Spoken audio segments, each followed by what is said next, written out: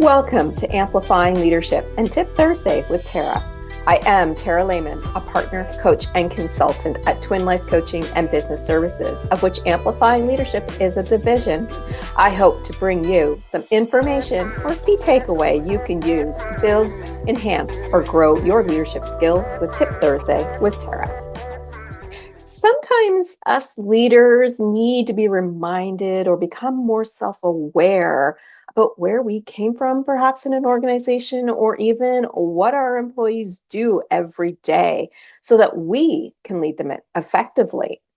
So, unlike the normal check ins or those scheduled performance reviews, or maybe even your one on ones, the goal with what I want to talk about today, which is all about shadowing employees, is that you get to observe. You get to be the person who's just sitting there. You're not stepping in and you're not talking, you're not criticizing. You may have a couple of questions to ask. The point is to step into the shoes of the employee without contributing or affecting anything to do with the day's work. So this shadowing experience really provides you with the insight into what the team's workflows are, maybe what their challenges are or their wins, which can help you understand any gaps and even maybe where you need to improve or where processes need documented or where safety needs improved. When you do this, there are a few tips I want to hand out to you today. First and foremost is you want to choose participants really thoughtfully. So it might be that you select various employees across different departments or roles so that you can get a full view of what the organization does, if that's what you want to do. Or you can pick from your team, but make sure that everybody understands what you're doing and what the purpose of it is. You don't want employees surprised that you've been sitting there watching them for a day or an hour or whatever you choose to do. So make sure they know what the purpose of this is, that it is that you're wanting to understand what they do on a day-to-day basis more thoroughly. You want to learn from what they do, or you want to know where there might be some gaps and you can help them with further resources. Really make sure that the participants know what you're doing. And then you want to set some very clear boundaries around this. You, again, let them know why you're there. You let them know that you're an observer and you are not a manager. You are not the leader. You're not the supervisor. You are literally an observer, nothing else. You're not there to interrupt the work that they're doing. You're not there to provide them advice. You're there to learn and observe only.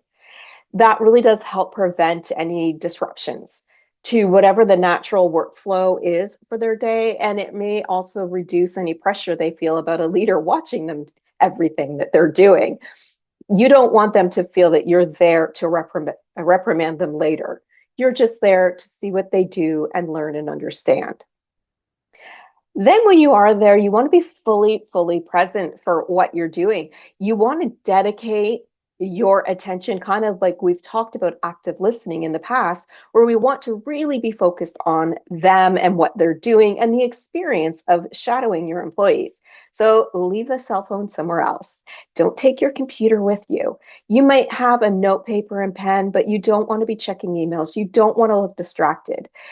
If you do that, it tells your employees that they're not really important and maybe that you're just doing this for a checkbox, when really we need to be doing this so we can learn and grow. They deserve your undivided attention in this process. Now, I did mention bringing that paper and pen. It is okay to take some notes, but you don't want to be writing furiously. Why? Because it can make them feel very nervous, but it also makes some employees feel that they are being reprimanded or they will be talked to later about things they did wrong. So be very subtle in your note taking. Take just a few notes. If you want to take heavier notes later, do that on break or lunch or when you're finished. So what can you learn from incorporating a shadow day experience as part of your leadership growth strategy? It is a simple yet very transformative way to really appreciate and understand what your employees go through every day, what their work looks like, what their challenges and wins are, and even the mental health of your employees. You may all of a sudden realize how stressed out they are and that they really do need to take a break. And maybe that's something that you do as an improvement idea. It also allows you as a leader really to step outside of your day-to-day grind and really gain some more insight into what everyone actually does. And you may learn a few things you had no idea contributed to the success of your organization, or even not knowing that, they did certain things in the first place, but they do them and it's effective and it's awesome. Leaders looking to really deepen connections, understand what their employees go through, and then also develop that culture of understanding. The idea of shadowing employees or shadow days can be a very great way to let you see a different perspective. When will you schedule your shadow day? That is our Tip Thursday with Tara for this week. Did you know we have many things we offer to leaders? You can find out more about our coaching, consulting, and other services at amplifyingleadership.ca, a twin life coaching and business services division.